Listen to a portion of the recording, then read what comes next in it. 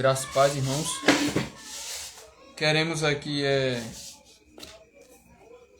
trazer algumas considerações sobre esta obra, já muito conhecida no Ocidente, escrita em 1949 por George Orwell, 1984, né?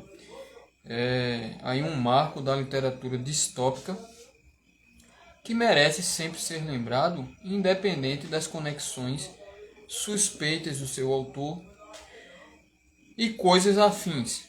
Então, é muito interessante que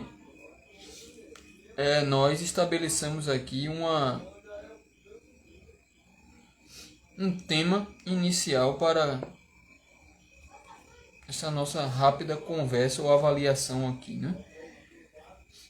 Então, eu diria que eu gostaria de falar sobre o monopólio do bem. Nós vivemos num mundo atual como outrora, em relação a essas mesmas ideias, que necessita de que alguém represente para nós um bem transcendente. Um bem transcendente. E me parece que é até uma idiotice perguntar aos irmãos que me ouvem aí nessa noite quem seria o representante máximo no Ocidente contemporâneo desse bem transcendente, senão o Estado democrático de direito, certo? E isso fica muito claro na obra do George Orwell. E o problema com isso é justamente que as pessoas atualmente se esqueceram que o Estado, ele antes de tudo, um representante da esfera de poder no interior aí das civilizações históricas. E como tal, ele obviamente, naturalmente, exerce o poder. Mas nessa análise que o George Orwell faz, esse papel aí do Estado e primariamente, fundamentalmente, o papel bíblico do Estado, ele é totalmente distorcido, ressignificado, cai aí de uma maneira mais precisa e enriquecedora para a nossa explicação nessa noite, né? Então, essa questão do monopólio do bem, ela é extremamente importante. Note que apesar desse monopólio do bem que o Estado utiliza para socializar as suas ideias,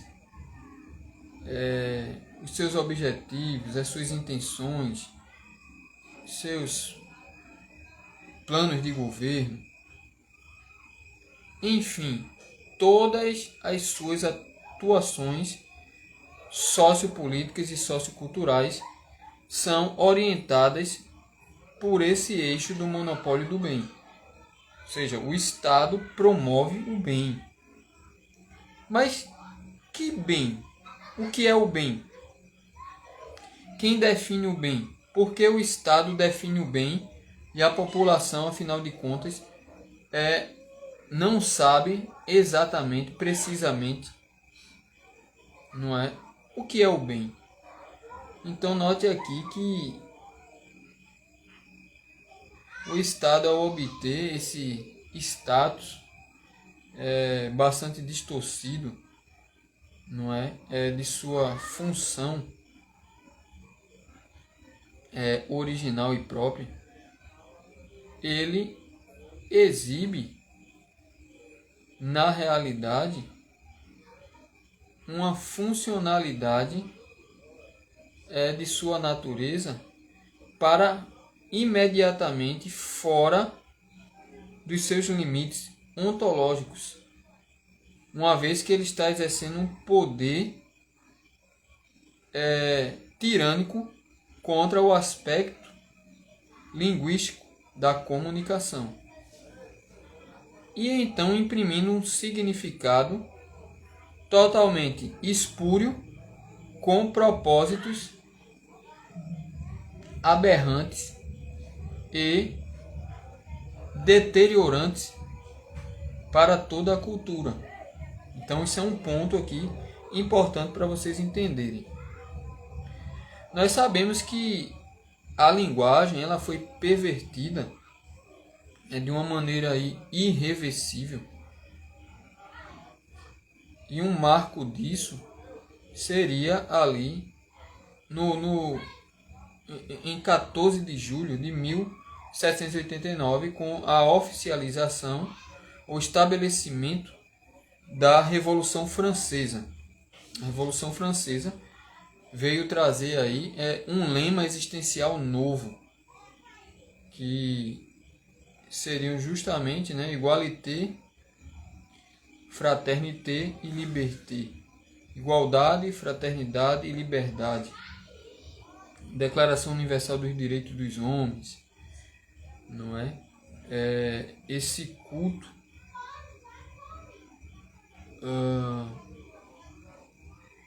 humanista com um rigorismo moral absolutamente apaixonado, que hipnotizou diversos pensadores políticos, diversos filósofos políticos e, consequentemente, a classe política ocidental inteira. E, ao fazer isso, a instância mais distante, importante, ou o cerne desse poder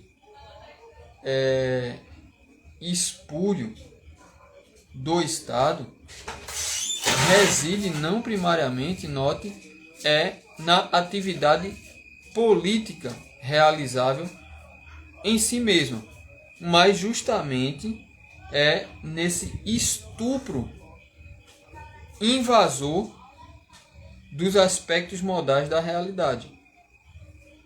Então, o Estado hoje ele teria o monopólio do bem a tal ponto que ele poderia simplesmente matar inocentes, proibir ou impor dietas alimentares para povos ou para nações inteiras, como recentemente eu acredito que os senhores têm avaliado aí essa questão da redefinição da dieta no Ocidente para países aí americanos, né? Vamos ser mais claros, para o terceiro mundo, onde a carne seria o mal do século. Eu acredito que deve ter até livro escrito sobre essa questão aí da carne, né? E veja onde tudo isso vai parar. Em nome do bem. Em nome do bem.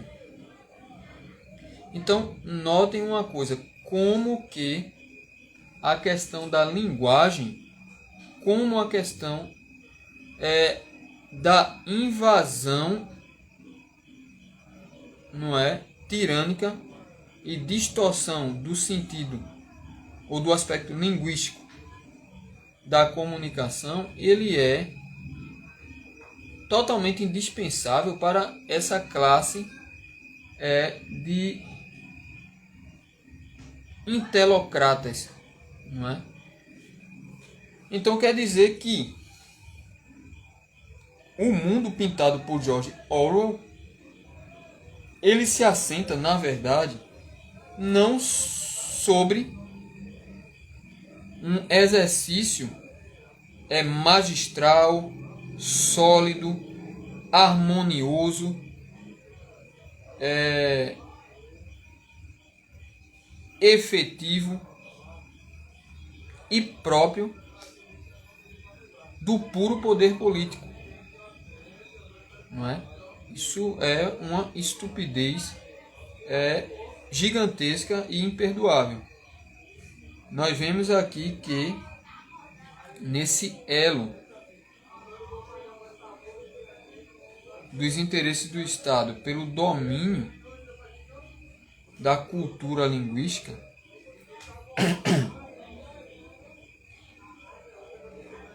dá ao Estado não meramente mais poder político, mas que submete ao Estado ao domínio do poder intelectual, né? Ou intelectualidade pura, né? Intelectualidade pura, o poder da intelectualidade pura. E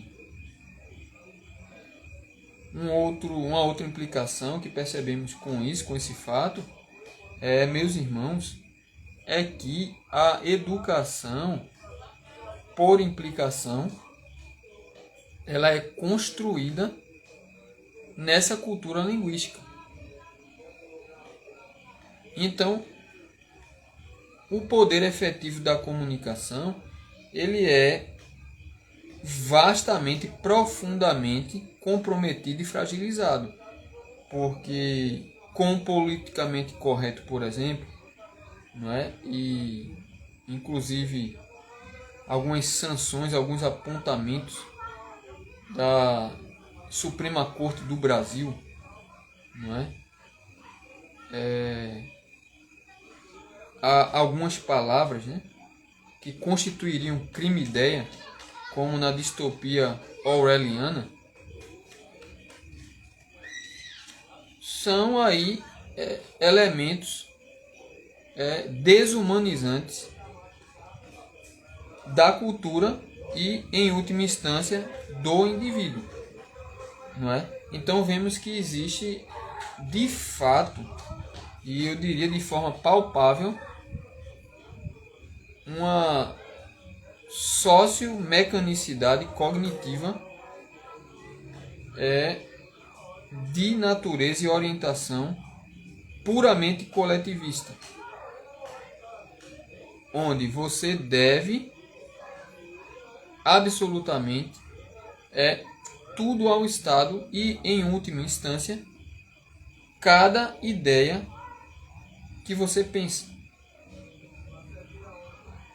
E me parece que isso não é uma conspiração no sentido folclórico do termo, como tantos subidiotas no Brasil, eles, digamos assim, grunhem, urram, ao ouvir meramente o termo, né, o conceito de globalismo ou nova ordem mundial. E essas pessoas não conseguem enxergar na realidade, né, um nanômetro além do seu próprio nariz, né?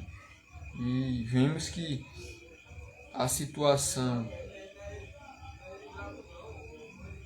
desse assunto que estamos falando atualmente no Brasil em relação à nossa política nacional interna, ele é vital, porque seja os vermelhos, sejam os azuis, o fato é que, novamente, o impensável, o que era impossível, ocorreu.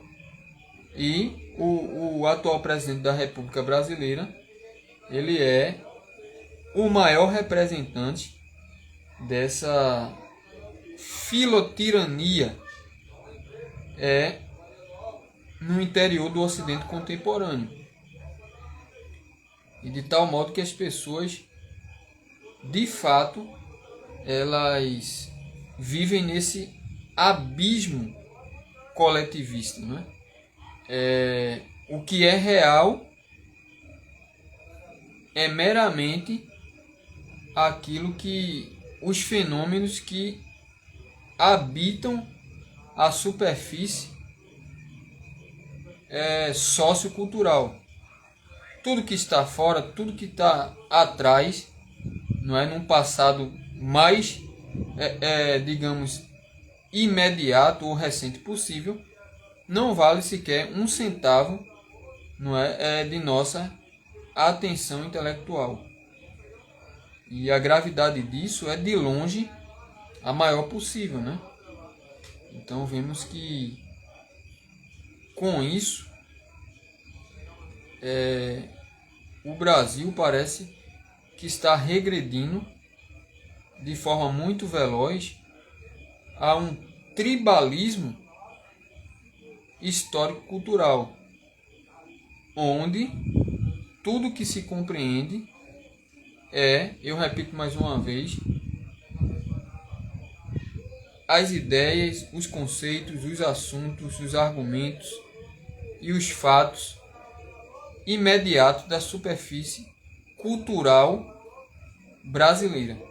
Nada para além e nada para o passado. Então estamos numa espécie de matrix cultural, onde apesar da internet, apesar de tantos meios culturais assim extremamente sadios, certo? E de uma certa forma com a liberdade viável, o problema fundamental é que sem a detecção desse problema que eu estou expondo para os senhores aqui, a desorientação e essa doença cognitiva não pode ser curada. E claro que o único antídoto para a racionalidade humana, para a ressurreição da razão humana, é o Evangelho de Cristo, sem o qual o homem não pode pensar sobre a realidade, sem o qual o homem não pode, de forma alguma, ter contato com a majestade infinita da verdade. O homem tem contato meramente com a sua disposição racional apóstata, que faz da verdade a sua pura semelhança, ou seja, a semelhança da estupidez autorreferencial, nada para além disso. Então, eu acredito que o alerta do George Orwell, irmãos queridos, ele é um alerta de uma urgência solene muitíssimo contemporânea. Claro que em diversos aspectos o que nós vivemos hoje, eu diria que é incomparavelmente pior a distopia orwelliana, né? Mas digamos que ele é um marco orientador nessa questão aí, e nós vemos que as coisas, dado esse grande problema, não é, cultural e primariamente espiritual, esses problemas eles não estão sendo tratados como deveriam ser tratados. E sem Cristo nada podemos fazer. Sem Cristo nada podemos fazer. O próprio profeta João falou isso no capítulo 3 do livro de João, o apóstolo, e o versículo 27.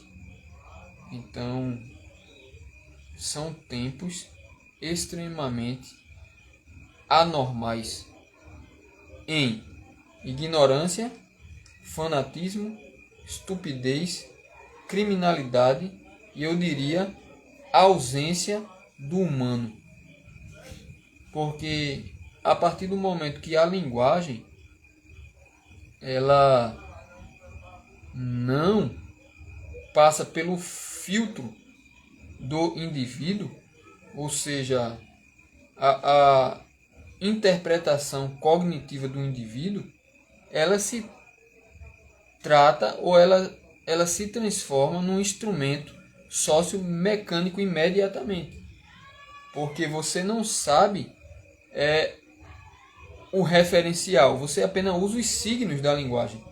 Mas o referencial do signo você desconhece totalmente, pois você já está dentro, não é, desse pensamento coletivista onde todas as coisas devem ser iguais, semelhantes e uniformes para todos.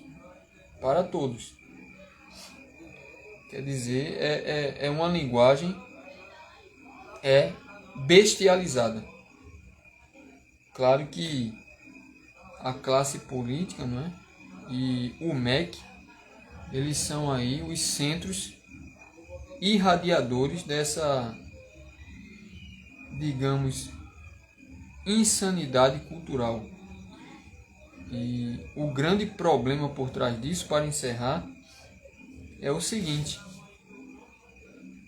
não é, mais uma vez eu repito, o poder político do Estado.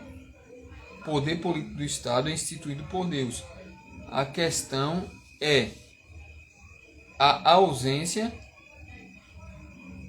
de um poder intelectual cristão no nosso país para lidar com dois grandes mundos, ou com dois grandes mundos do pensamento. O primeiro, a modernidade, e o segundo, a pós-modernidade ou ultramodernidade, como querem alguns.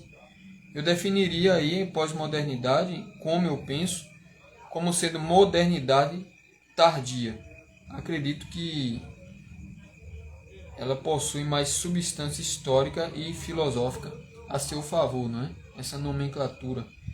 E isso é muito triste de falar, mas a nossa atual conjuntura me parece que é realmente desesperadora, porque sem a individualidade da linguagem, ou seja, com essa censura, não é, da distorção do aspecto linguístico e seu sentido de comunicação, quer dizer, sem um funcionamento